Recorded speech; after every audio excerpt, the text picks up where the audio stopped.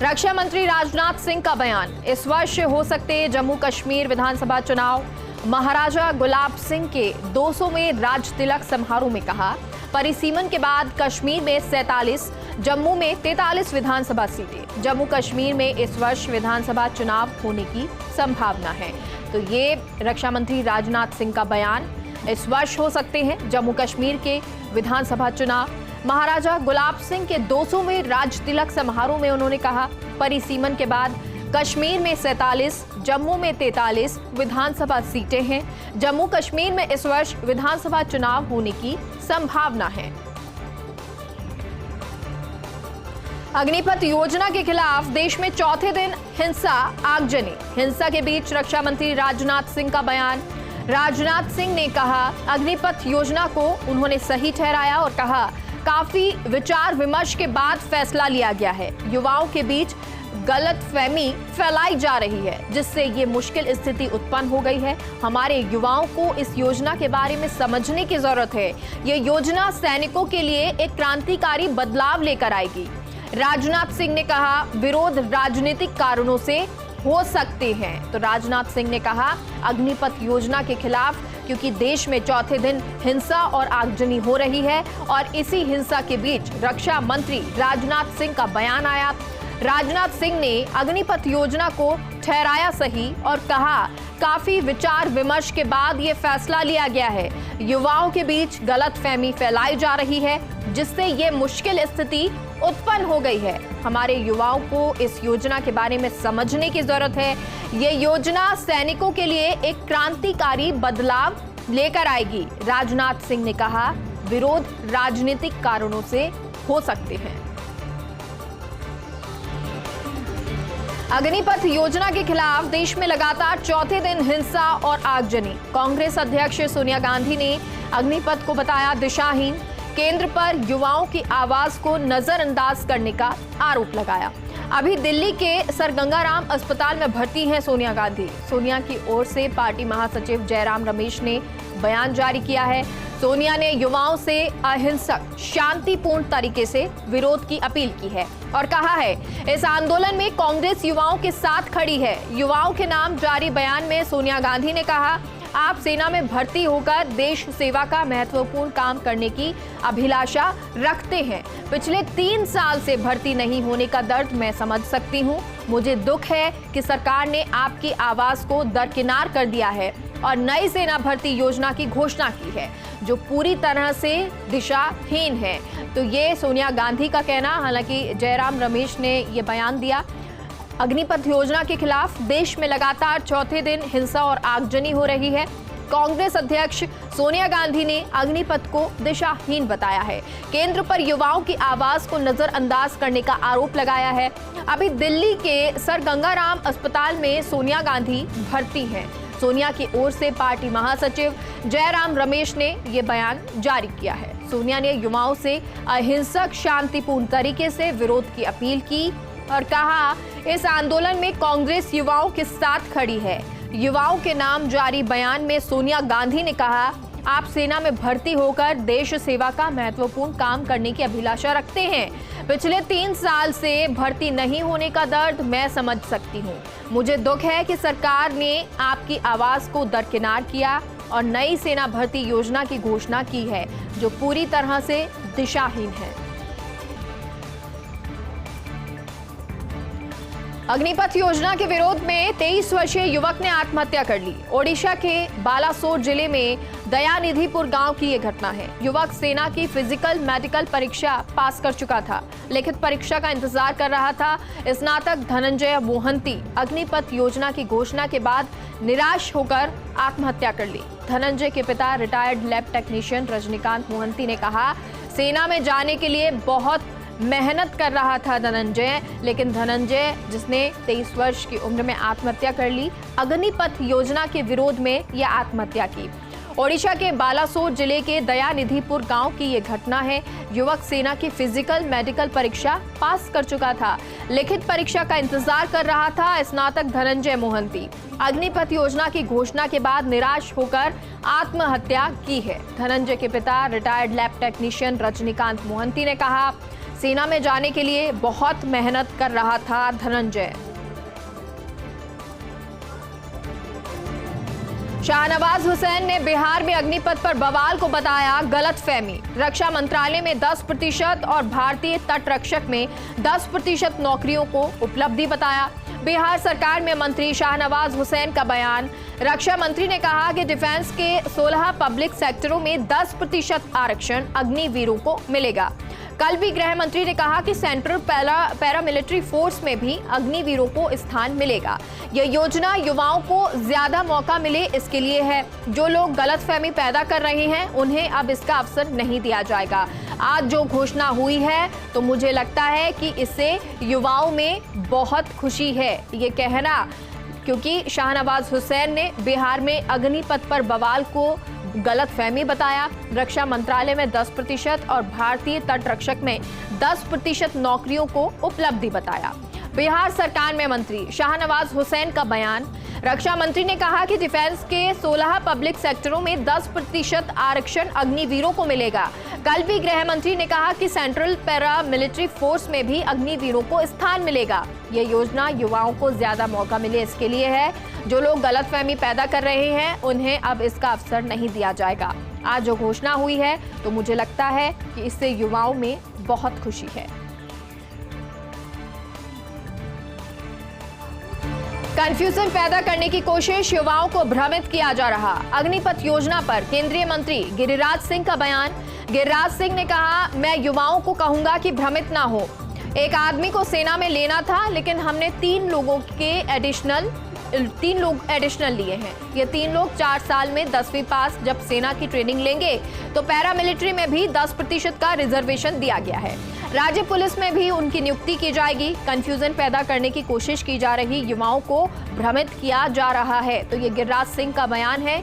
Confusion पैदा करने की कोशिश, युवाओं को भ्रमित किया जा रहा है। अग्निपथ योजना पर केंद्रीय मंत्री गिरिराज सिंह का ये बयान। गिरिराज सिंह ने कहा, मैं युवाओं को कहूंगा कि भ्रमित ना हो। एक आदमी को सेना में लेना था लेकिन हमने 3 लोग एडिशनल लिए हैं। ये 3 लोग 4 साल में 10वीं पास जब सेना की ट्रेनिंग लेंगे तो पैरामिलिट्री में भी 10% का रिजर्वेशन दिया गया है। राज्य पुलिस में भी उनकी नियुक्ति की जाएगी। कंफ्यूजन पैदा करने की कोशिश की जा रही, युवाओं को भ्रमित किया जा रहा है। अग्निपथ युवा हित और देश को और सुरक्षित बनाने का निर्णय। अग्निपथ पर बवाल को लेकर केंद्रीय मंत्री अनुराग ठाकुर का बयान। युवाओं से अनुरोध है कि हिंसा का रास्ता अपनी बात रखने के लिए ठीक नहीं है। अग्निपथ युवाओं के हित में और देश को और सुरक्षित बनाने के लिए लिया गया निर्णय है। हिंसा फैलाने से, उपद्रव मचाने से कुछ नहीं होगा। कुछ लोग अपनी राजनीतिक रोटियां सेकना चाहते हैं। सीएपीएफ में भी अग्निवीरों को प्राथमिकता देने की बात की। आयु में भी रियायत दी जाएगी। हमारा विभाग भी विचार कर रहा है कि अग्निवीरों को 4 साल की सर्विस के बाद ट्रेनिंग देकर जो लोग शारीरिक शिक्षा के अध्यापक बनना चाहते हैं उनके लिए हम क्या क्या कर सकते हैं। तो कोशिश यही कि कुछ ना कुछ युवाओं के लिए किया जाए।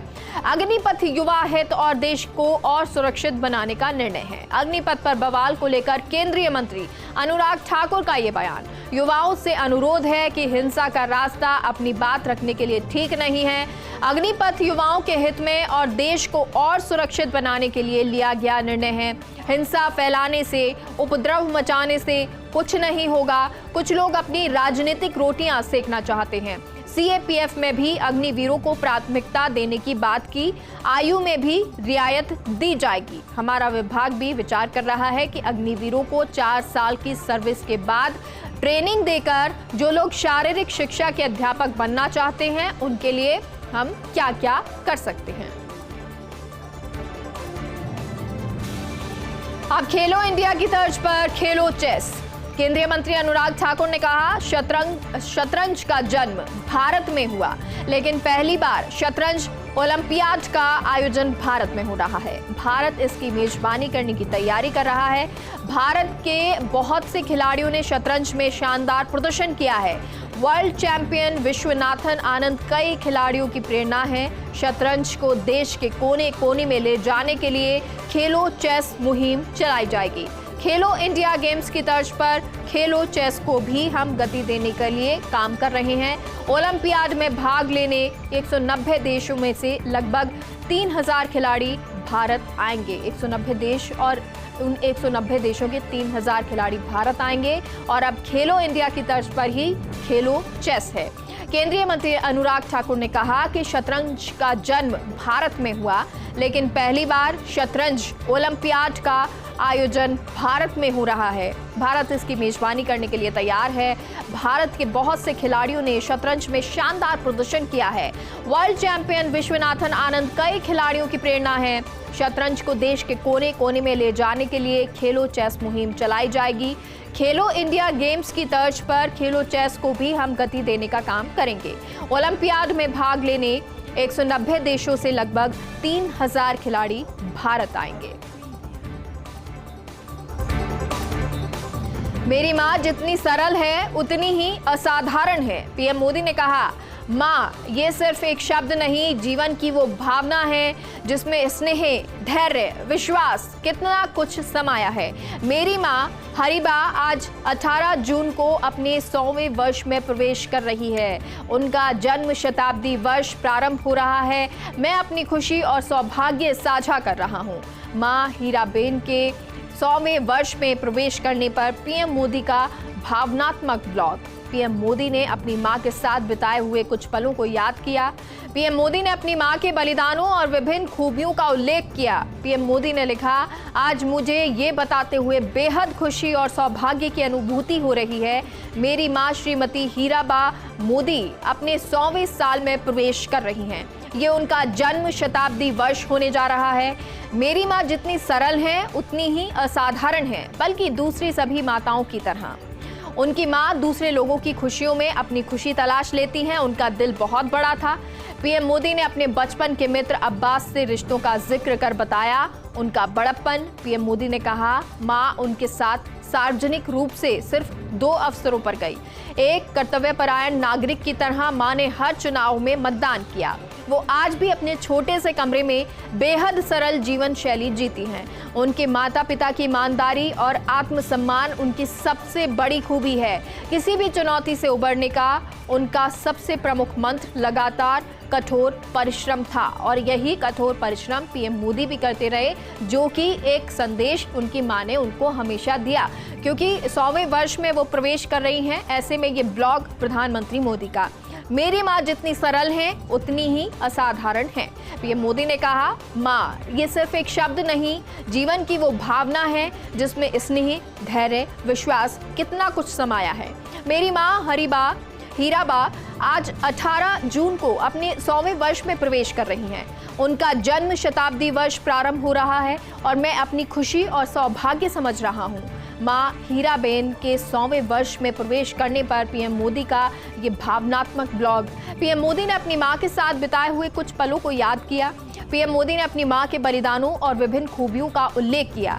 पीएम मोदी ने लिखा, आज मुझे ये बताते हुए बेहद खुशी और सौभाग्य की अनुभूति हो रही है। मेरी मां श्रीमती हीराबा मोदी अपने 100वें साल में प्रवेश कर रही हैं। ये उनका जन्म शताब्दी वर्ष होने जा रहा है। मेरी मां जितनी सरल हैं उतनी ही असाधारण हैं, बिल्कुल दूसरी सभी माताओं की तरह। उनकी मां दूसरे लोगों की खुशियों में अपनी खुशी तलाश लेती हैं। उनका दिल बहुत बड़ा था। पीएम मोदी ने अपने बचपन के मित्र अब्बास से रिश्तों का जिक्र कर बताया उनका बड़प्पन। पीएम मोदी ने लिखा, मां उनके साथ सार्वजनिक रूप से सिर्फ 2 अवसरों पर गई। एक कर्तव्यपरायण नागरिक की तरह मां ने हर चुनाव में मतदान किया। वो आज भी अपने छोटे से कमरे में बेहद सरल जीवन शैली जीती हैं। उनके माता पिता की ईमानदारी और आत्मसम्मान उनकी सबसे बड़ी खूबी है। किसी भी चुनौती से उबरने का उनका सबसे प्रमुख मंत्र लगातार कठोर परिश्रम था। भारतीय यूरोपीय संघ मुक्त व्यापार समझौता के लिए फिर वार्ता शुरू। भारत और यूरोप संघ ने 9 साल बाद फिर शुरू की वार्ता। केंद्रीय मंत्री पीयूष गोयल और वॉल्डिस डोम्ब्रोवस्की ने ब्रसेल्स में घोषणा की। निवेश संरक्षण समझौते जीआई समझौते के लिए बातचीत शुरू करने की घोषणा की है। पीएम मोदी की हाल ही में यूरोप यात्रा ने मुक्त व्यापार समझौता वार्ता की गति दी। अप्रैल 2022 में यूरोपीय संघ के अध्यक्ष उर्सुला वॉन डेर लेयन ने दिल्ली यात्रा की। नई दिल्ली में 27 जून से शुरू होगी पहले दौर की वार्ता। यूरोपीय संघ अमेरिका के बाद भारत का दूसरा सबसे बड़ा व्यापारिक साझेदार। 2021-22 में 43.5% की वृद्धि के साथ $116.36 बिलियन का कारोबार हुआ। यूरोपीय संघ को भारत का निर्यात 2021-22 में 57% बढ़कर $65 बिलियन रहा है। तो $65 बिलियन जो है वो रहा। भारत यूरोपीय संघ मुक्त व्यापार समझौते के लिए वार्ता शुरू हुई। भारत और यूरोपीय संघ ने 9 साल बाद फिर से वार्ता शुरू की।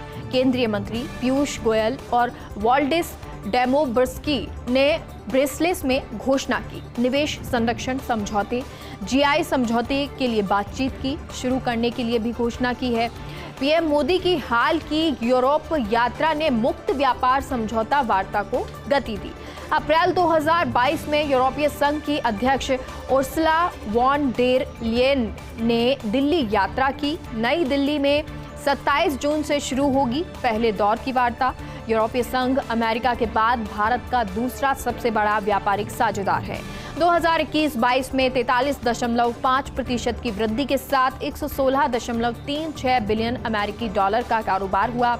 यूरोपीय संघ को भारत का निर्यात 2021-22 में 57% से बढ़कर $65 बिलियन रहा है।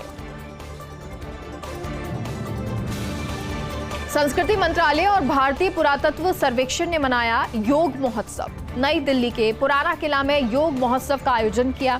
इस कार्यक्रम का उद्देश्य सांस्कृतिक कल्याण के चिरस्थायी मूल्य को स्थापित करना। केंद्रीय मंत्री अर्जुन राम मेघवाल और केंद्रीय मंत्री मीनाक्षी लेखी ने शिरकत की। 40 से अधिक देशों के विदेशी प्रतिनिधियों सहित 500 से अधिक लोगों ने भाग लिया। केंद्रीय मंत्री मीनाक्षी लेखी ने कहा, योग स्वस्थ और सक्रिय जीवन की कुंजी है। प्रधानमंत्री नरेंद्र मोदी के प्रयासों से योग विश्व स्तर पर भी दूर दूर तक फैला है। अर्जुन राम मेघवाल ने कहा, योग शरीर, मन, बुद्धि और आत्मा को एक साथ रखने में मदद करता है। केंद्रीय मंत्री ने योग का अभ्यास कर और दूसरों के साथ इसके लाभों को साझा किया। 21 जून को अंतर्राष्ट्रीय योग दिवस को सफल बनाने की भी अपील की है, क्योंकि 21 जून को योग दिवस और इसे सफल बनाने की अपील की गई। संस्कृति मंत्रालय और भारतीय पुरातत्व सर्वेक्षण ने योग महोत्सव मनाया। नई दिल्ली के पुराना किला में योग महोत्सव का आयोजन किया। इस कार्यक्रम का उद्देश्य सांस्कृतिक कल्याण के चिरस्थायी मूल्य को स्थापित करना। केंद्रीय मंत्री अर्जुन राम मेघवाल और केंद्रीय मंत्री मीनाक्षी लेखी ने इसमें शिरकत की। 40 से अधिक देशों के विदेशी प्रतिनिधियों सहित 500 से अधिक लोगों ने भाग लिया। केंद्रीय मंत्री मीनाक्षी लेखी ने कहा, योग स्वस्थ और सक्रिय जीवन की कुंजी है। प्रधानमंत्री नरेंद्र मोदी के प्रयासों से योग विश्व स्तर पर भी दूर दूर तक फैला है। अर्जुन राम मेघवाल ने कहा, योग शरीर, मन, बुद्धि और आत्मा को एक साथ रखने में मदद करता है। केंद्रीय मंत्री ने योग का अभ्यास कर और दूसरों के साथ इसके लाभों का साझा किया। 21 जून को अंतर्राष्ट्रीय योग दिवस को सफल बनाने की भी अपील की। धर्मेंद्र प्रधान ने स्कूली पाठ्यक्रम में योग को शामिल करने की सलाह दी। ECCE से 12वीं कक्षा तक योग को प्राथमिकता देने की अपील की। NCERT को पाठ्यक्रम में योग के प्राचीन ज्ञान को शामिल करने का सुझाव दिया। राष्ट्रीय योग ओलंपियाड 2022 और प्रश्नोत्तरी प्रतियोगिता का उद्घाटन 18 से 20 जून 2022 तक आयोजित होगा। राष्ट्रीय योग ओलंपियाड। केंद्रीय शिक्षा एवं कौशल विकास मंत्री धर्मेंद्र प्रधान ने कहा, योग फिजिकल एक्सरसाइज से बढ़ चढ़कर कोरोना ने विश्व को परेशान किया, जिसमें सभी डॉक्टर्स ने एक बात जरूर बोली कि लोगों को योग करना चाहिए। योग विश्व को भारत का उपहार है। योग के माध्यम से हमें दुनिया को जोड़ना है। योग स्वास्थ्य और शारीरिक शिक्षा का अभिन्न अंग है। जहां हम NCF को विकसित करने की प्रक्रिया में हैं, हमें ECCE से 12वीं कक्षा तक योग को प्राथमिकता देनी चाहिए। हर ब्लॉक के स्कूली छात्रों को शामिल करने से योग की विरासत को आगे बढ़ाया जा सकेगा।